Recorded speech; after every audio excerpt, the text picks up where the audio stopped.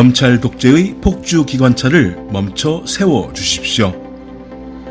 검찰은 검사 약 60명 등 수사인력 수백 명을 동원해 2년이 넘도록 제 주변을 300번 넘게 압수수색하는 등 탈탈 털었습니다. 그러나 나온 것은 아무것도 없습니다. 이번 영장 청구는 황당무계합니다. 검찰이 주장하는 백현동 배임죄는 자유시장 경제질서를 천명한 헌법에 반합니다. 검찰은 이재명 앞에 서면 갑자기 공산주의자가 됩니다.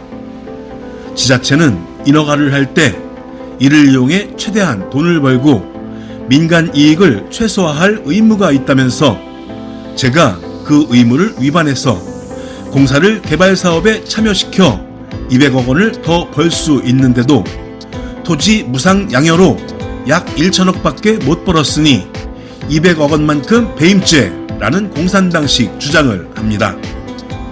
만일 시 산하기관이 참여해 200억 원을 벌도록 했다면 제3자 뇌물이라 우겼을 것입니다.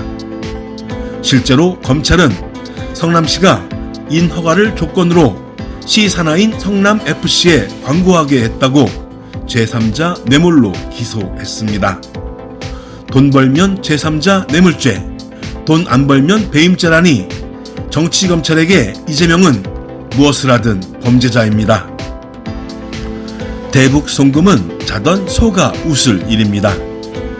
법률가 출신이 유력 정치인이 해도 그만 안 해도 그만인 일회성 방북 이벤트와 인도적 대북 지원 사업을 위해 얼굴도 모르는 부패 기업가에게 뇌물 100억 원을 북한에 대납시키는 중범죄를 저질렀다는 것입니다.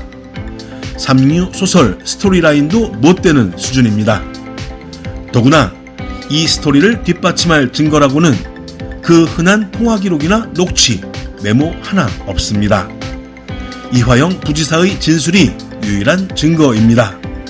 그런데 그는 기소되어 이미 재판 중인 것 외에도 별건 수사와 추가 기소 압박으로 검찰이 소나기에 잡혀 있고 이미 수차례 진술을 번복하였습니다.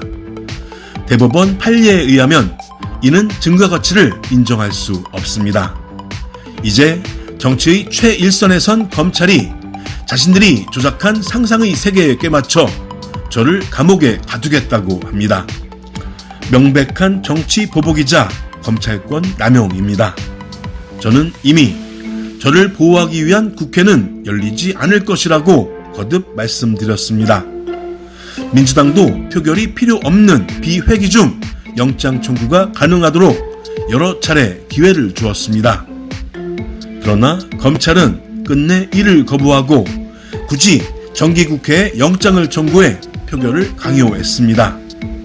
저를 감옥에 보낼 정도로 범죄의 증거가 분명하다면 표결이 필요 없는 비회기 중에 청구해야 맞습니다. 검찰은 지금 수사가 아니라 정치를 하고 있습니다. 가결하면 당 분열, 부결하면 방탄 프레임에 빠뜨리겠다는 꼼수입니다. 중립이 생명인 검찰권을 사적으로 남용해 비열한 정치 공작을 하는 것입니다.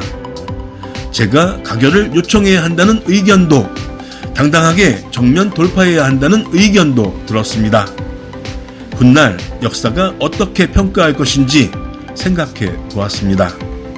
윤석열 정권이 부당한 국가권력 남용과 정치검찰이 정치 공작에 제대로 맞서지 못하고 저들이 꼼수에 놀아나 굴복해서는 안 됩니다.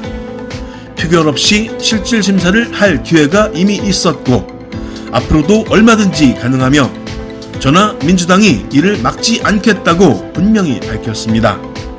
앞으로도 비회기에 영장을 청구하면 국회 표결 없이 얼마든지 실질심사를 받을 수 있습니다.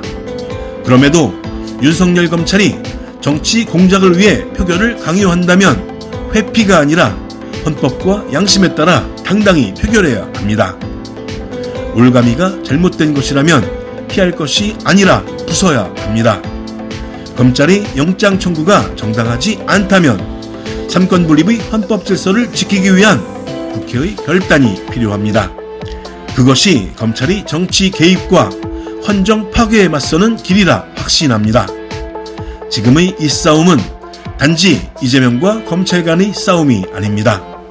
윤석열 정권은 검찰 독재와 폭력 통치로 정치를 전쟁으로 만들고 있습니다.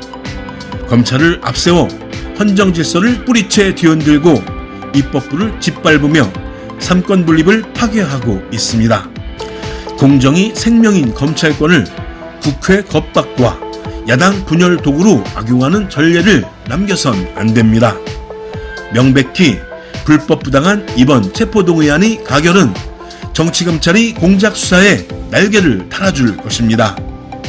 검찰 독재의 폭주 기관차를 국회 앞에서 멈춰 세워 주십시오. 위기에 처한 헌법 질서와 민주주의를 지켜 주십시오.